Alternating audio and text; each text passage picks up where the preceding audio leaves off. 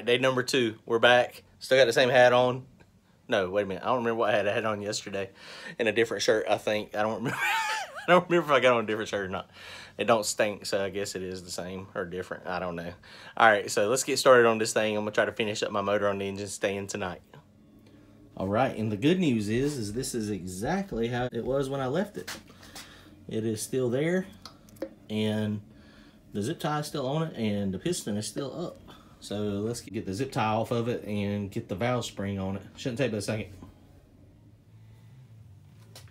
Okay, so this shouldn't be a problem. So the first thing I'm gonna do is cut off my little safety zip tie here and hope the valve doesn't fall, which it shouldn't be able to since I have it up there. So the next thing I need to do, I've already got this thing laid out from where I mic'd it last night, but since I got this is what I left over at Richard's. It's just the spring cup seat. It protects the head and it locates the spring. I think we talked about that one in one of the other videos, but one of the things, this piece here goes on the inside of the inner spring, and it just keeps it from walking. So I mean, that's something very important to have. Okay, so real quick, we're gonna check the installed height. And you can see this thing's falling down. So it goes down real slow though.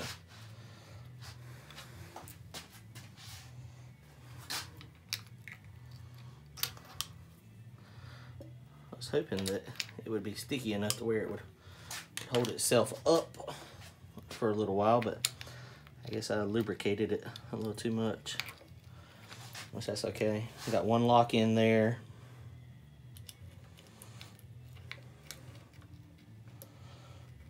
Okay, this other lock in there.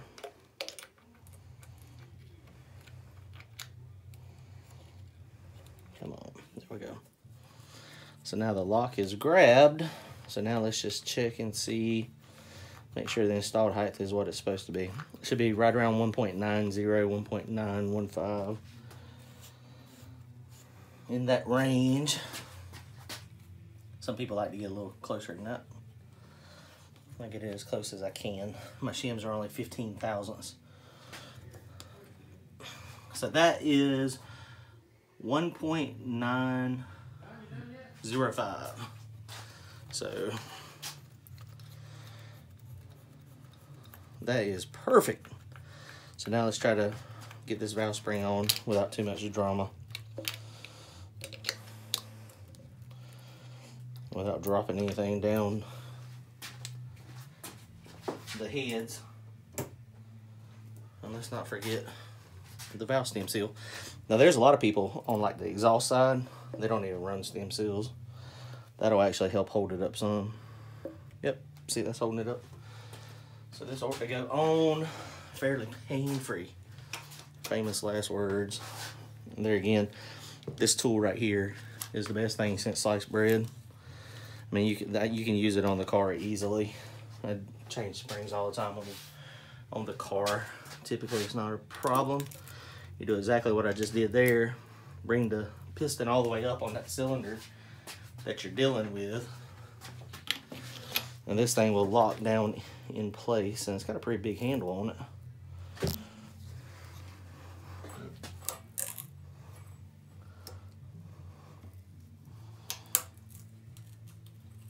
It's okay, it pushed it down.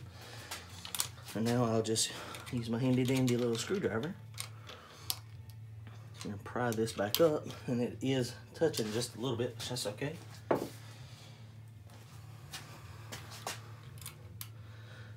Be very careful when you're putting your locks on it, and that way you have to kind of wedge it in there just a little bit. Be very careful when you're pulling this up, because there is a lot of spring pressure on it, and it usually grabs. Ta-da! Just that simple. It's a handy dandy little valve tool. I'm telling you, you should get one if you don't have one. If you do any type of valve spring maintenance, very easy, mostly. Just comes apart. All right, so springs are on. So now I'm gonna go ahead and get the rock arms on it real fast. Go ahead and get that taken care of. All right.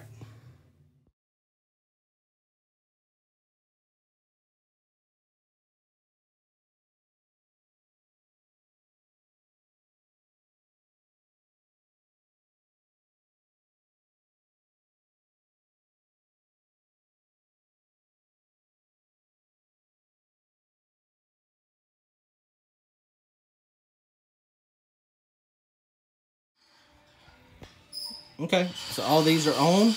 Not really a big deal. It is a good thing I did not put that intake on last night though, because when I got to this one over here, this cylinder, I had them upside down. So the one that is offset, the intake one should be over here. It was opposite, and it'll go in either hole.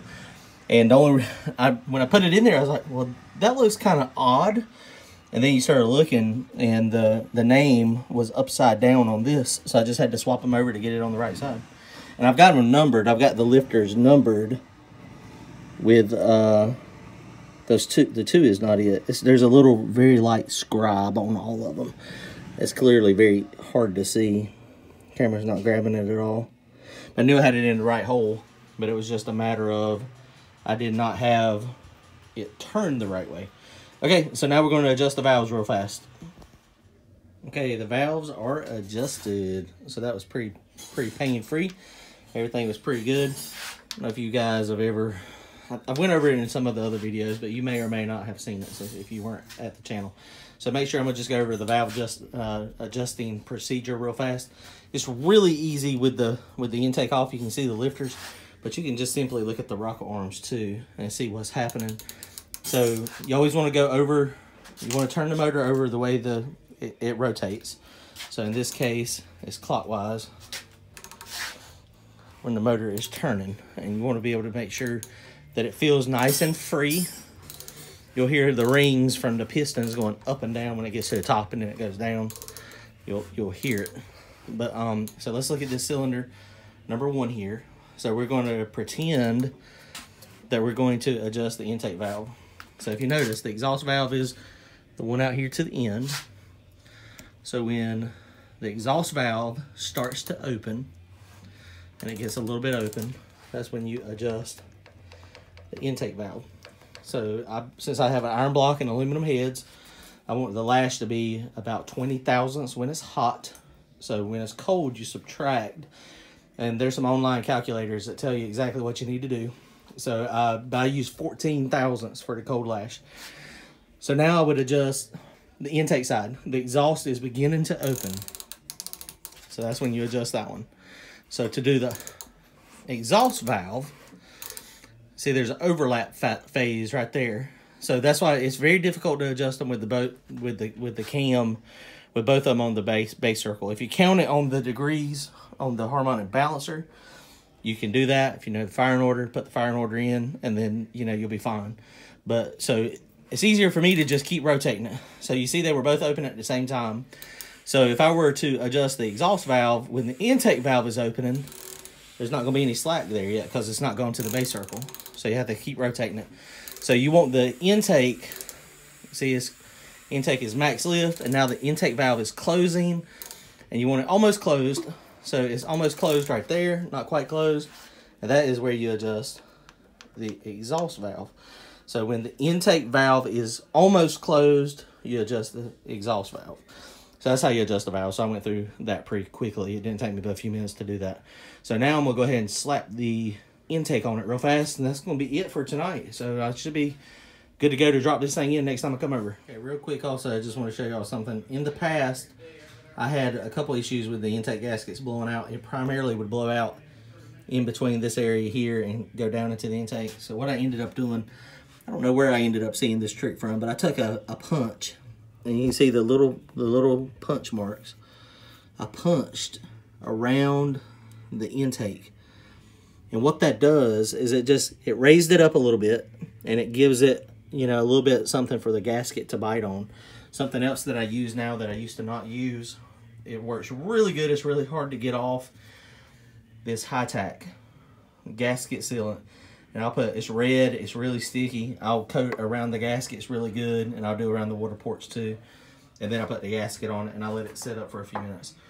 And that stuff is unbelievable at gasket retention. Now, if something's off, if you've got the heads, if they're angle milled, or if the intake is angle milled, or something's happened, and these are not, at the right angle to each other, it don't matter how much high tack you put on, it's not going to seal the gasket. So that's critical. But in my case, all that was correct, and it was still, pushing the gasket out. So that's why I done that. So just FYI, if anybody wants to do it, you can buy I use the little automatic punch It's the one, I think it's called it's the self-centering. It's spring loaded, and basically you just push on it with your hand and then it pops it. I think I got it from Harbor Freight for like $5 or something. Made it really simple to do. All right.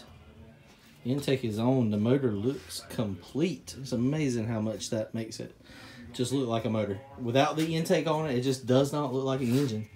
But with it on there, it looks good. You see my big fat precision 550 injectors. And these things are Mac Daddy. They flow a ton of fuel. So I think I'm gonna Richard up there at the machine shop, he had an old Chevrolet tunnel ram. I think I'm going to try to find me one and build me a sheet metal intake for it. Although, I mean, I don't know if I'm gonna do that or not. That might be a lot of work. Might be a lot of extra work for what it is, for what I'm doing. All right, so we're ready. So valve covers will go on it next. I'll probably do that when I get it in the car. I am going to put the headers on it though before they go in the car. The headers, small block Chevrolet, 23-degree stuff. Those, I mean, man, they're kind of tight to get to. So I'm gonna go ahead and put the headers on it for sure. All right, appreciate y'all hanging out and watching. Y'all please like, comment, and subscribe if you have not already done so. See y'all next time. Go fast and get some win likes. Next video will probably be us at Galot with Randy's Mustang. All right, bye.